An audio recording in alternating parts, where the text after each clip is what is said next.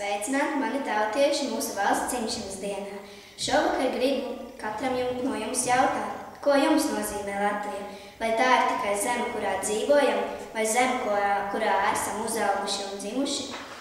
Man Latvija nozīmē ne tikai minēto, bet vēl daudz vairāk.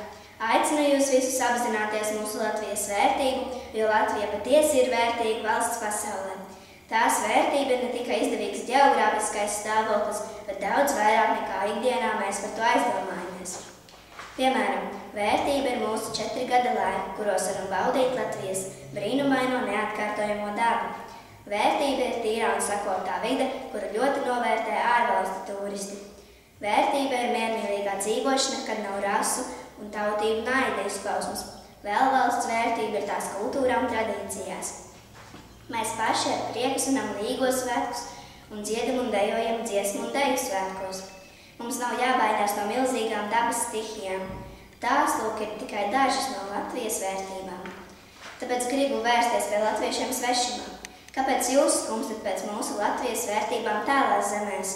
Mums jūs ļoti pietrūkst, gan kā bērniem mammas vai tēta, gan kā vecākiem bērnu, gan valstīm, kā strādīgi un dzīvesprieka pilni pilsoņi.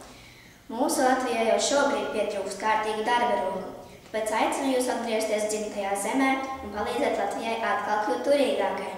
Vai tiešām jūs labprātāk ar savu darbu vēlētos celt citas valsts labklājību, nevis savējās?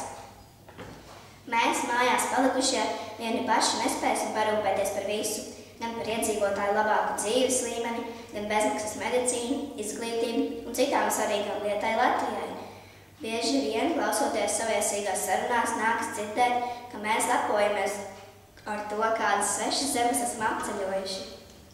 Gribu jautāt, vai jūs, kas esat bijuši Londonā vai kādā citā pasaules pilsētā, esat bijuši Daugavpilī, Rēzeknē vai Alūksnē?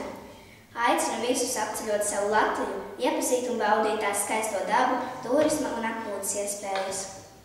Tā mēs ne tikai bagātināsim savu redzesloku, bet arī sildīsim Latvijas ekonomiku, jo pirksim Latvijas produktu, latviešu viesnību. Mēs, latvieši, patiešām protam uzņemt viesus, par to esmu pārliecinājusies viesojoties svešās zemēs. Un nākamreiz, esot veikalā, iepērkoties, izvēlēsimies Latvijas produktus, novērtēsim to labo, ko ražo un tirgo Latvijā.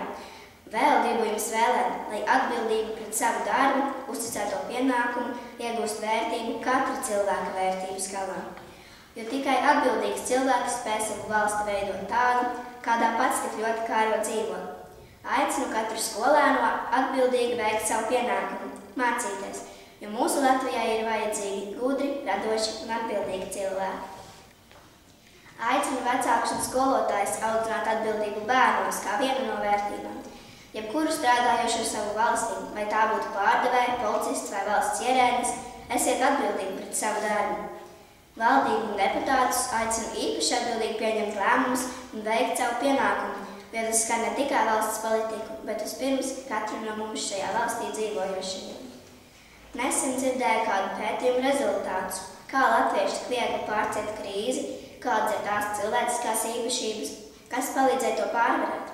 Izrādās mēs, latvieši, vienkārši samierināmies ar daudz ko un skaļi neprotestējam, bet vai tiešām ar visu ir vērts samierināties? Bet šovakar es savu tautu gribu aicināt, nebūsim kūtri un iesaistīsimies valsts dzīves veidošanā aktīvāk. Jo valsts nesākas tikai saimā vai ministru kabinetā, bet vispirms tā sākas ar katra cilvēka attieksmi. Veidosim mūsu Latvijas dzīvi labāku visi kopā, gan šeit Latvijā, gan svešumā dzīvojošie.